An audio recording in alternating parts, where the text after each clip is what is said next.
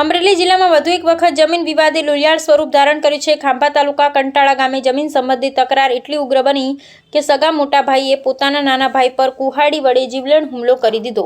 ઘટનામાં નાના ભાઈનું કરુણ મોત નીપજતા સમગ્ર વિસ્તારમાં ચકચાર મચી ગઈ છે. જર જમીનને જોરું કજિયાના છોરું કહેવતને સાચી ઠેરવતી આ ઘટનામાં પારિવારિક વિવાદે હિંસક વળાંક લીધો હતો. પ્રાપ્ત વિગતો અનુસાર જમીનના મુદ્દે લાંબા સમયથી ચાલતા મતભેદ દરમિયાન ઉશ્કેરાયેલા મોટા ભાઈએ નાના ભાઈ પર કુહાડીના ઘા ઝીંક્યા હતા. ગંભીર ઇજાઓને કારણે નાના ભાઈનું ઘટના સ્થળે જ અથવા સારવાર દરમિયાન મૃત્યુ થયું હોવાનું જાણવા મળ્યું છે. ઘટનાની જાણ થતાં પોલીસ તાત્કાલિક સ્થળ પર પહોંચી હતી અને મૃતદેહને પોસ્ટમોર્ટમ માટે ખસેડી વધુ તપાસ હાથ ધરી છે. આરોપીની ધરપકડ સહિત સમગ્ર મામલે કાયદેસરની કાર્યવાહી ચાલી રહી છે. આ ઘટનાએ કંટાળા ગામ સહિત સમગ્ર પંથકમાં શોક અને રોષની લાગણી ફેલાવી છે. પરિવારના આંતરિક વિવાદ એક વ્યક્તિનો જીવ લઈ લેતા ગ્રામજનો પણ સ્તબ્ધ બની ગયા છે. રિપોર્ટર ફારૂક બિલખિયા, અમરેલી. તારીખ 3 જૂન 2024 રોજ ખાંભા પોલીસ સ્ટેશનના કંટાળા ગામે એક મર્ડરનો ગુનો બનેલો છે.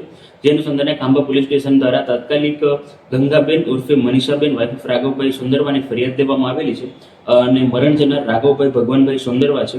અને જે આરોપી છે એ એમના સગાભાઈ નાનજીભાઈ ભગવાનભાઈ સુંદરવા તથા તેમનો પરિવાર છે.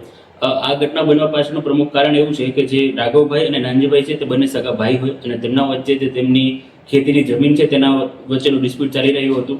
અને 3 તારીખના રોજ રાઘવભાઈ છે તેમના દ્વારા નાનજીભાઈને એમનું પરિવાર જ્યારે ખેતીનું કામ કરી રહ્યું હતું ત્યારે તેમના પર પથ્થરમારો કરવામાં આવ્યો હતો. અને એના રિએક્શન સ્વરૂપે નાનજીભાઈ ભગવાનભાઈ સુંદરવા, તેમના પુત્ર રાજુ નરસિંહ અને એમના જે બીજા પરિવારના અન્ય સભ્યો છે તેમના દ્વારા એમની ઉપર હુમલો કરવામાં આવ્યો હતો. અને જેનામાં રાઘવભાઈ ભગવાનભાઈ સુંદરવા છે તેમનું મૃત્યુ થયું છે.